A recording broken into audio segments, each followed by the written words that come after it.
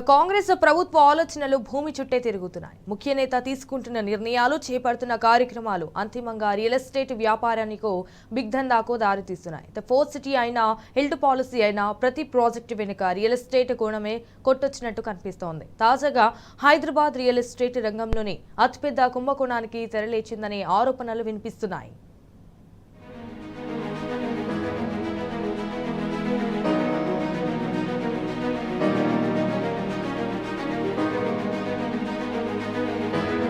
Hyderabad real estate ను ముఖ్య నేత అనుచరుల గుప్పెట్లోకి మళ్లించేందుకు పగడ్బందీగా ట్రాన్స్ఫరబుల్ డెవలప్మెంట్ రైట్స్ బాండ్ల కుంభకోణానికి ప్రణాళికలు రచించారని తెలుస్తోంది. అందుకు కొద్ది నెలలుగా పక్కాగా రంగం సిద్ధం చేశారని సమాచారం. ఈ కుంభకోణానికి మొత్తం 3 దశల్లో ప్రణాళిక రచించినట్లు చెప్తున్నారు. మొదట మార్కెట్లోని 90% బాండ్లను అగ్గువకు ముఖ్య నేత అనుచరులు కొనుగోలు చేశారు.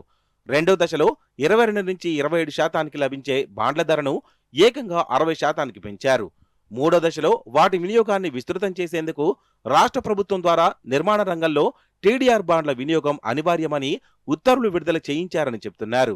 దీంతో సామాన్య బిల్డర్లు మొదలు బడా నిర్మాణ సంస్థల వరకు ఇటుక పేర్చాలంటే టీడీఆర్ ను కొనుగోలు చేయక తప్పని పరిస్థితి.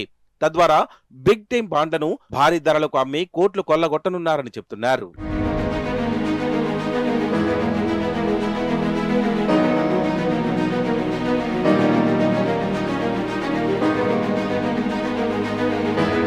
హైదరాబాద్ నగరంలో మౌలిక వస్తువుల కల్పనలో భాగంగా ఫ్లైఓవర్లు, రోడ్ల విస్తరణ, ఇతర ప్రాజెక్టులను చేపట్టాలంటే ప్రాజెక్టు వ్యయం కంటే భూసేకరణ వ్యయం భారీగా పెరిగిపోతోంది. ఈ నేపథ్యంలో నిధులలేమితో అభివృద్ధి పనులు నిలిచిపోకుండా ఉండేందుకు, అటు ఆస్తులు కోల్పోయిన బాధితులు సైతం నష్టపోకుండా ఉండేందుకు ఉమ్మడి రాష్ట్రంలో 2012 నుంచి టీడీఆర్ బాండ్ల జారీ విధానాన్ని అమల్లోకి తెచ్చారు. నిబంధనల ప్రకారం ఆస్తి కోల్పోయిన వారికి ఎంత నష్టపరిహారం చెల్లించాల్సి ఉంటుందో ఆ మేరకు అంత విలువైన టీడీఆర్ బాండ్లను జారీ చేస్తారు. ఇలా జీహెచ్ఎంసీ, హెచ్ఎండిఏ గతంలో 100 కోట్ల విలువైన బాండ్లు జారీ చేశాయి. ఆయా బాండ్ల వివరాలు జీహెచ్ఎంసీ, హెచ్ఎండిఏ వెబ్సైట్లలో అప్లోడ్ చేసి టీడీఆర్ బ్యాంకుగా అందుబాటులో ఉంచుతారు. ఈ బాండు అవసరమున్న బిల్డర్లు, నిర్మాణ సంస్థలు నేరుగా బాండు యజమానులను సంప్రదించి అప్పటి మార్కెట్లో ఉన్న మేరకు ధర చెల్లించి పొందుతారు. తమ నిర్మాణ ప్రాజెక్టులో వినియోగించుకుంటారు. 2-3 రోజుల కిందటి వరకు ఈ బాండ్ల వినియోగంలో అధికారులు గాని, ప్రభుత్వం గాని జోక్యం ఉండేది కాదు. ఆస్తి కోల్పోయిన వారు తమ ఇష్టానుసారం బాండ్లను విక్రయించుకునేవారు. కేసీఆర్ ప్రభుత్వ హయాంలో వ్యూహాత్మక ఎస్డీఆర్పీ, ఎస్ఎన్డీపీ ఇలా మౌలిక వస్తువుల కల్పనకు పెద్ద ఎత్తున చేపట్టింది. దీంతో టీడీఆర్ బాండ్లు భారీగా పెరిగిపోయాయి. కాంగ్రెస్ ప్రభుత్వం ఏర్పడే నాటికి హైదరాబాద్ నగర మార్కెట్లో దాదాపు 1000 కోట్ల విలువైన బాండ్లు అందుబాటులో ఉన్నాయని అంచనా.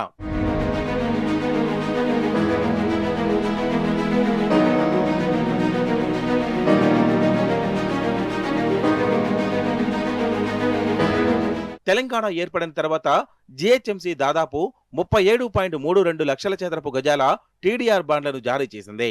అందులో 20 లక్షల చదరపు గజాల మేర బాండ్ల వినియోగం పూర్తయింది. ఇంకా 15.36 లక్షల చదరపు గజాల బాండ్లు జీహెచ్ఎంసీ టీడీఆర్ బ్యాంకులో ఉన్నాయి. అదేవిధంగా హెచ్ఎండిఏకు సంబంధించి మరో 1.5 చదరపు అడుగుల మేర బాండ్లు ఆ విభాగం బ్యాంకులో ఉన్నాయి. కాంగ్రెస్ ప్రభుత్వం ఏర్పడే నాటికి మార్కెట్లో టీడీఆర్ బాండ్ల విలువ సుమారు 22 నుంచి 27% వరకు ఉంది.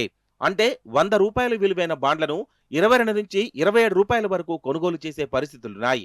దీనిని అనుకూలంగా మార్చుకున్న సదరు బిగ్ బృందం గుట్టుచప్పుడు కాకుండా భారీ ఎత్తున దాదాపు 500 నుంచి 600 కోట్ల విలువైన బాండ్లను కొనుగోలు చేసిందని మార్కెట్ వర్గాలు చెబుతున్నాయి. కొనుగోలు ప్రక్రియ పూర్తయ్యే వరకు జీహెచ్ఎంసీ, హెచ్ఎండిఏ నుంచి కొత్తగా టీడీఆర్ బాండ్ల జారీ నిలిపివేశారని రియల్ ఎస్టేట్ వర్గాలు తెలిపాయి. ఈ విషయం బయటకు పొక్కి ఎవరైనా ప్రశ్నిస్తే బాండ్ల జారీ నిలిపివేయాలని ప్రభుత్వం నుంచి ఆదేశాలున్నాయని అప్పట్లో ప్లానింగ్ విభాగం వర్గాలు బుకాయించాయి. ప్రభుత్వం ఇలా ఎందుకు మౌఖిక ఆదేశాలు జారీ చేసిందని ఆరా తీసేలోపే బిగ్ బృందం 90% బాండ్లను గుప్పెట్లోకి తీసుకుంది. మార్కెట్లో టీడీఆర్ బాండ్ల కృత్రిమ కొరతను సృష్టించింది.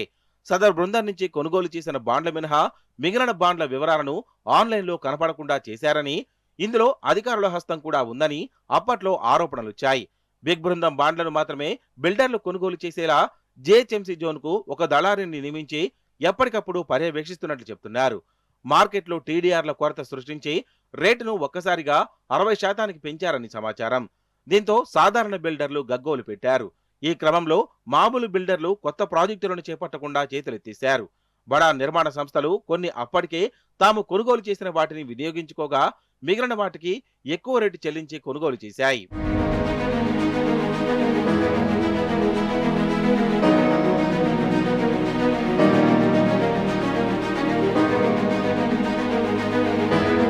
నిర్మాణ రంగంలో బిల్డర్లు, నిర్మాణ సంస్థలు టీడీఆర్ బాండ్ల వినియోగం వారి ఇష్టానుసారంగానే ఉండేది.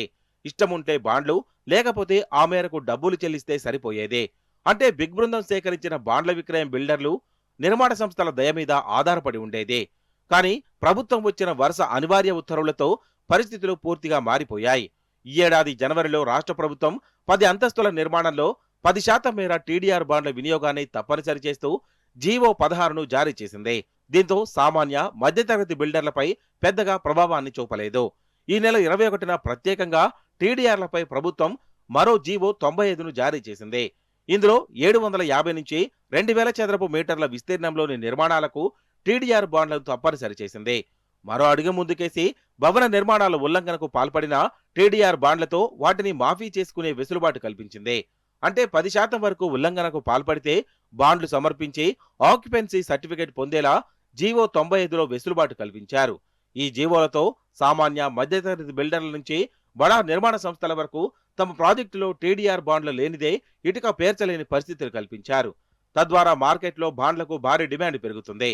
అప్పుడు సదరు బిగ్ బృందం చేతుల్లో ఉన్న బాండ్లు కాసులు కురిపించేలా వ్యూహాన్ని అమలు చేశారని మార్కెట్ వర్గాలు చెప్తున్నాయి.